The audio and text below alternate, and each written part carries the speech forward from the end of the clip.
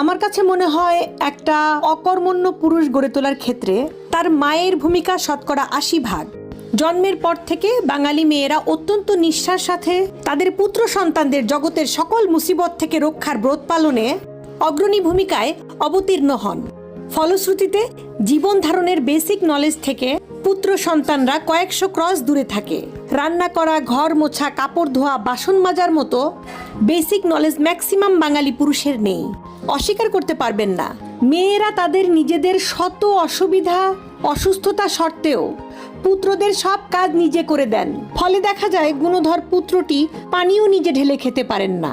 খাবার খাওয়ার পরে প্লেটটি নিজের হাতে রান্নাঘর পর্যন্ত রেখে আসতে পারেন না। সবচাইতে ভয়ঙ্কর ব্যাপার ঘটে যে ঘরের কাজকর্মকে কাজ হিসেবে সম্মান দেওয়ার মানসিকতা তাদের মধ্যে থাকে না, এবং এই সমস্ত অভ্যেসের কারণে কোনোদিন তৈরিও হয় না। এই অকর্মা পুত্রগণ তাদের